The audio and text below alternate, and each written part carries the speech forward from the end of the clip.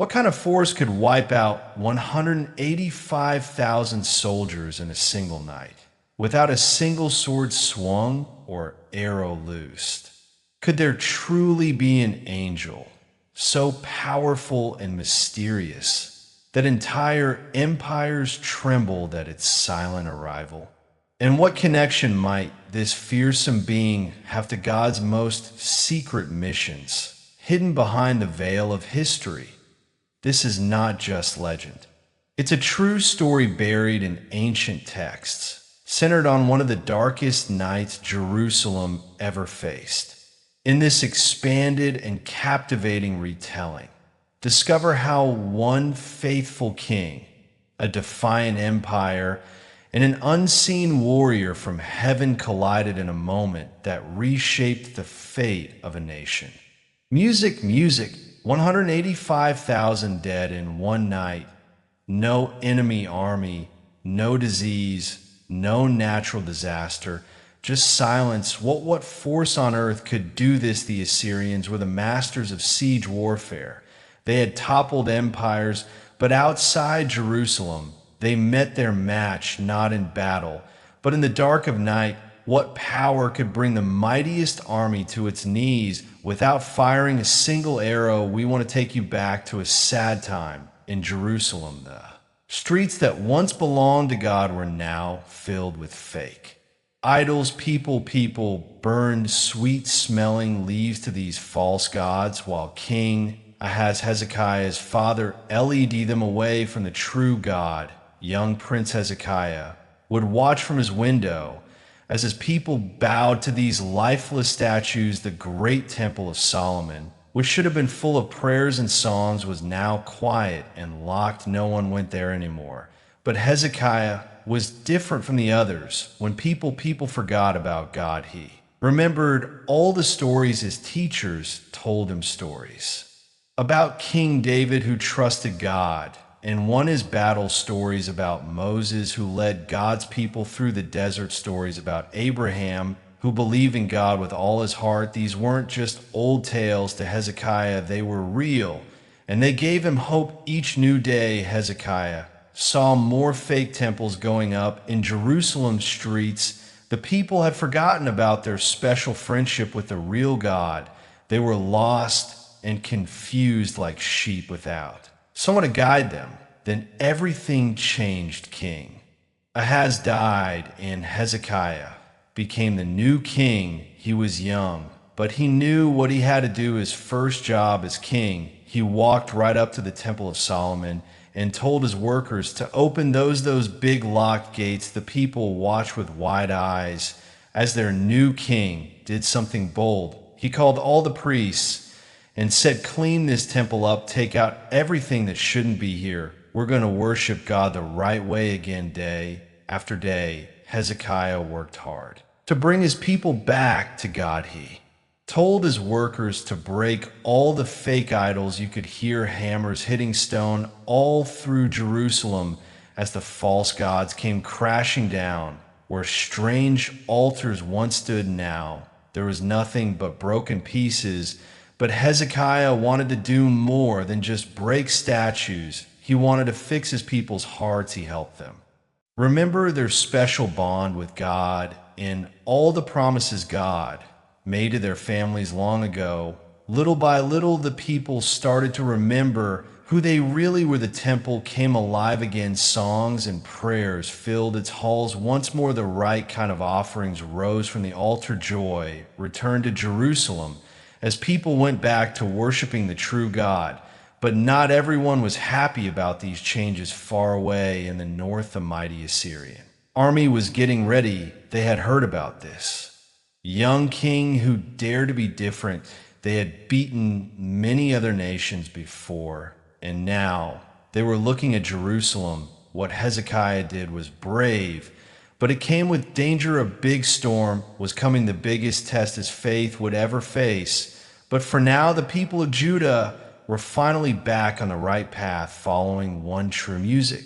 God, we need to tell you about the scariest army anyone had ever seen. The Assyrians weren't just regular soldiers. They were like a huge storm that destroyed everything. in their path. When they marched, the ground shook under the feet of thousands of warriors, all trained to take over every land. They wanted, think about this, they had huge wooden towers as tall as trees, rolling towards city walls on big wheels. These weren't just simple towers. They were moving battle houses. The Assyrians would put their best bow fighters in these towers to shoot arrows down at the people below. Their scariest weapon was something called a battering ram, a huge log with a metal head. Shaped like a ram's head, these machines would hit against city walls over and over, never getting tired, never stopping until the walls broke apart like blocks. The Assyrians knew that breaking walls wasn't enough. They needed to break people's hope too before they attacked a city. They would send people to tell scary stories about all the other cities they had destroyed.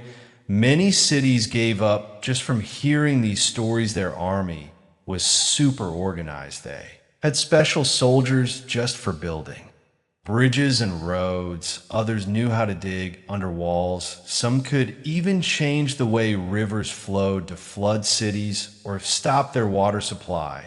When the Assyrians surrounded a city, they didn't just attack it, they cut off everything. No food could get in, no water could get in, no messages could get in or out. They would build a circle of camps around the city, showing the people inside that they weren't leaving until the city fell. Their arrows weren't just normal arrows, the Assyrian bow fighters were so good, and there were so many of them that when they all shot at once, people said it looked like the sun had disappeared. Their wall of shields was like a moving metal mountain, keeping their soldiers safe.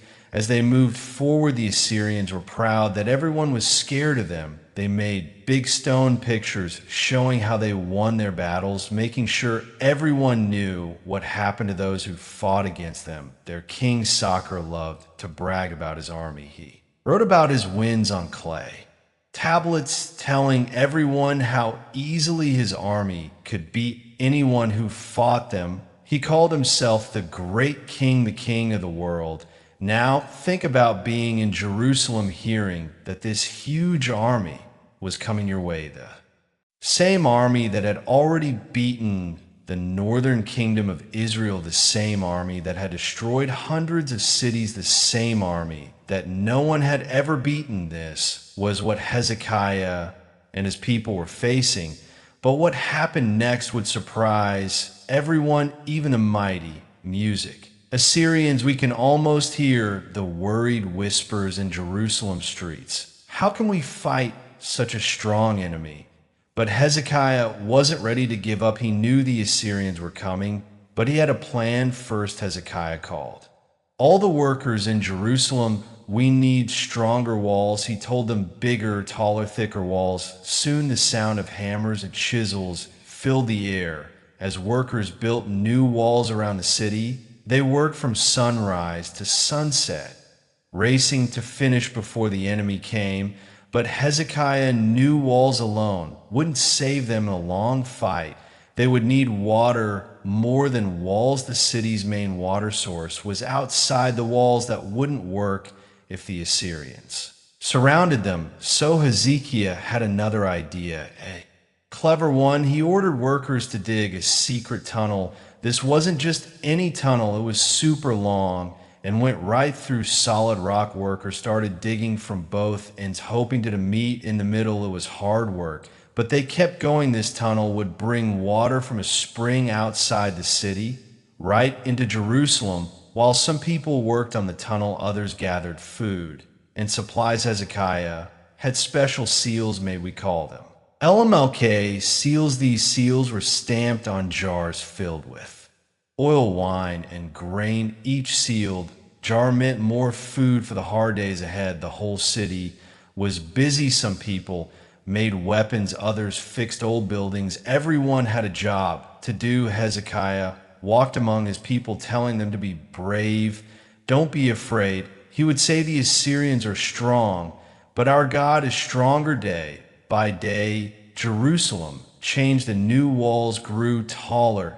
The tunnel got longer. The storerooms filled with food what was once just a city was, becoming a fortress. But Hezekiah did more than just build walls and gather food. He helped his people be strong inside too. He reminded them about all the times God had saved them before he told them stories about David beating Goliath, about Moses crossing the Red Sea. These stories gave people hope. Hezekiah knew something very important. Yes, they needed strong walls and lots of food, but they needed strong hearts. Even more, the Assyrians were famous for making people scared, for making them give up before the battle even started. But Hezekiah worked hard to keep his people's hopes high. The question on everyone's mind was, would all this be enough? Could their walls stand against the mighty Assyrian army? Would their food last? Would their water tunnel work?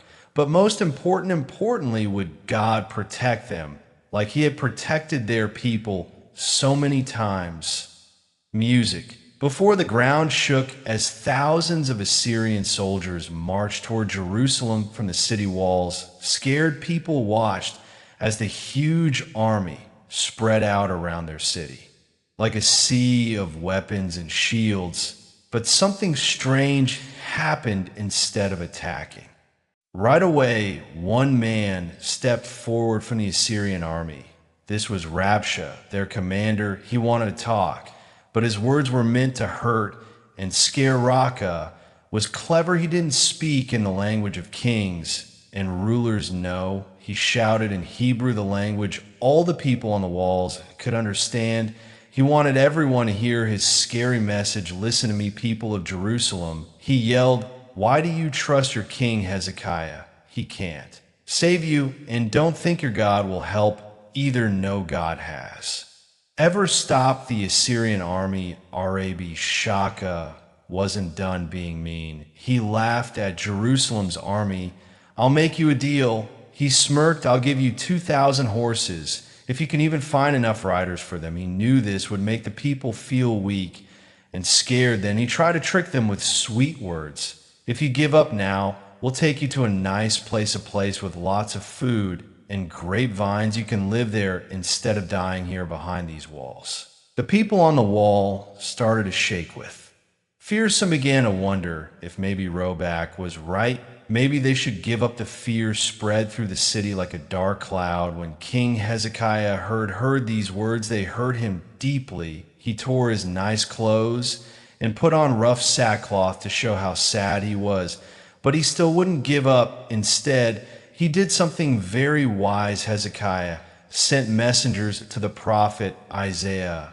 Isaiah was God's special messenger, and Hezekiah needed to know what God wanted them to do. The whole city waited to hear what Isaiah would say. Isaiah's answer surprised everyone. Don't be afraid. God has heard how the Assyrians made fun of him. They will not win this. Music. Fight night fell over Jerusalem. Outside the walls, thousands of Assyrian campfires looked like stars on the ground. Inside the city, King Hezekiah went to the temple to pray. Lord, he prayed, you alone our God, please hear us. Please save us. Show everyone that you are the true God. That night, something amazing happened. The normal sounds of the huge army, the talking, the moving around, the clanking of weapons, all went quiet. It was a strange, scary kind of quiet. When the sun came up the next morning, the people of Jerusalem peeked over their walls. What they saw made them gasp. The mighty Assyrian army wasn't getting ready to attack. They weren't moving at all through the huge camp. 185,000 Assyrian soldiers lay dead, but there were no wounds, no signs of fighting. Something had happened. In the night, something that no one could explain. Words spread quickly through Jerusalem. An angel, people whispered, the angel of the Lord came in the night. The same angel that had done mighty things in the old stories had come again. Some say it was a sickness that killed the army. Others say it was the same angel who struck Egypt long ago. But everyone agreed only God could have done something this amazing. The few Assyrian soldiers who were still alive ran away as fast as they could. King Sarah, who had bragged about being so powerful, rushed back home to his city of Nineveh. But even there, he couldn't escape God's punishment later. While he was praying to his false god, his own sons killed him with swords. The mighty king who had made fun of the true God met a sad in Jerusalem, was saved. The people danced in the streets and sang songs of thanks to God. Hezekiah had trusted God instead of giving up, and God had saved them in an amazing way. This story of the mysterious angel became famous all through the land. It showed everyone that no army, no matter how strong, could stand against God's power. Wow, the angel who struck down 185,000 soldiers in one night must have been incredibly powerful. But did you know this was just one of many mighty angels God has sent to help his people? Think about it. If one angel could defeat the biggest army in the world, what could 7 special angels do? That's right. There are 7 archangels who each have amazing jobs given by God himself. Some heal people, some fight evil, and some bring special messages from heaven. And here's something that will surprise you. The angel who saved Jerusalem might have been one of these 7. Want to know which one?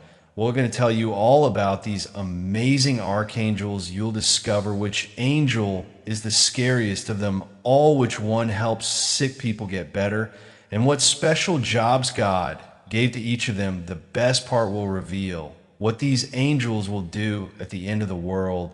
Just click the video on your screen right now. Trust us. After hearing about their powers, you'll never think about angels the same way again.